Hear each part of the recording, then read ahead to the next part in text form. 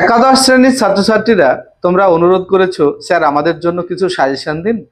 তাই তোমাদের জন্য আজকে আমি সাজেশন নিয়ে এলাম। পরীক্ষার আর মাত্র কটা দিন বাকি। একাদশ শ্রেণী ফার্স্ট সেমিস্টার দর্শনের প্রথম অধ্যায় অর্থাৎ দর্শন শব্দের অর্থ, এই অধ্যায় থেকে আমি মাত্র কয়েকটি প্রশ্ন, ওই 15-16টি মতো প্রশ্ন হবে, তোমাদের জন্য শেয়ার করব। আশা করব এর মধ্যে থেকেই তোমরা এই অধ্যায়ে কমন পেয়ে যাবে। তো চলো কথা না বাড়িয়ে আমরা প্রশ্নগুলি স্ক্রিনে দেখে নিই।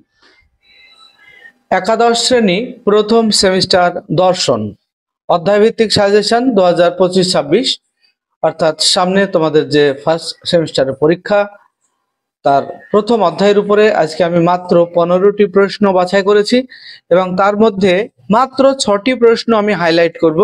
তোমরা এই 6টি প্রশ্ন খুব ভালোভাবে পড়বে। আশা করব প্রথম অধ্যায় থেকে 6টি প্রশ্নের মধ্যে তোমরা কমন পাবে। তবে ফুল মার্কস যদি অধ্যায় থেকে পেতে চাও তাহলে সব প্রশ্নগুলি এক ঝলক দেখে রাখবে। প্রথম প্রশ্ন, দর্শন শব্দের উৎপত্তি হয়েছে সংস্কৃত কোন ধাতু থেকে? দৃশ।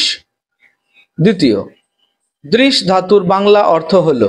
উত্তর দেখা। তৃতীয় প্রশ্ন, ভারতীয় দর্শনে দর্শন শব্দের অর্থ হলো?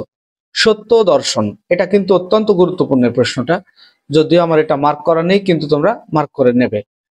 3 নম্বর প্রশ্নটা, পরের প্রশ্ন, ফিলোসফি শব্দের ব্যুৎপত্তিগত অর্থ হলো জ্ঞানের প্রতি অনুরাগ। এর পরের প্রশ্ন, ভারতীয় দর্শনের অপর নাম? মোক্ষ শাস্ত্র। এই প্রশ্নটা ভালো, তবে তার উপরের প্রশ্নটা এই অধ্যায় থেকে তোমরা বাদ দিয়ে পড়বে, কারণ এটা ভারতীয় দর্শনের মধ্যে পড়ে না। ভারতীয় দর্শনের অপর নাম, এটাও খুব ভালো প্রশ্ন, মোক্ষ শাস্ত্র। স্টার করে নেবে তোমরা প্রশ্নটাই। পরের প্রশ্ন 6 নম্বর, ভারতীয় দর্শনের মূল উৎস? অত্যন্ত গুরুত্বপূর্ণ প্রশ্ন, উত্তর হবে বেদ। বেদের অপর নাম? শ্রুতি। এটাও গুরুত্বপূর্ণ, স্টার দেওয়া আছে। প্রমার করণ হলো? প্রমাণ। অত্যন্ত গুরুত্বপূর্ণ প্রশ্ন, স্টার করা আছে। তারপরে দেখো 9 নম্বর প্রশ্ন, ভারতীয় দর্শনে প্রমা কি? যথার্থ জ্ঞান। এগুলি জেনে রাখবে, অবশ্যই জেনে রাখা দরকার। ভারতীয় দর্শনে প্রমাণ কি? জ্ঞান লাভের উপায়, যথার্থ জ্ঞান লাভের উপায়।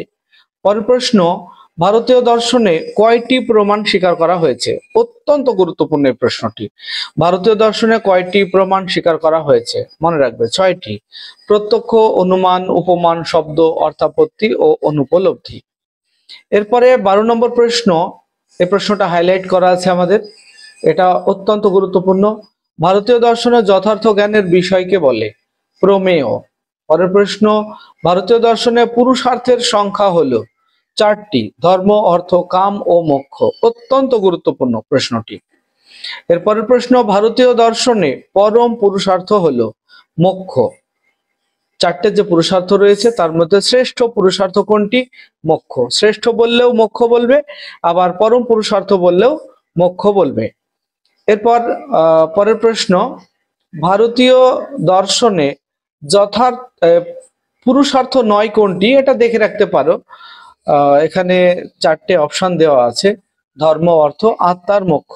তাহলে পুরুষার্থ নয়, এটা আত্মা। এই 15টা প্রশ্ন তোমরা প্রথম অধ্যায় থেকে দেখে রাখবে। তার মধ্যে হাইলাইট করা আছে যে প্রশ্নগুলি, অবশ্যই এই প্রশ্নগুলিকে খুবই গুরুত্ব দেবে।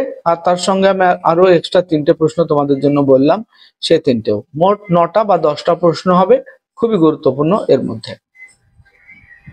ভিডিওটি তোমাদের কেমন লাগলো? যদি ভালো লাগে লাইক, কমেন্ট এবং বন্ধুদের শেয়ার করবে। আসছি পরবর্তী ভিডিও নিয়ে, সেই পর্যন্ত সবাই ভালো থাকবে, সুস্থ থাকবে। ভিডিওটি শেষ পর্যন্ত দেখার জন্য ধন্যবাদ।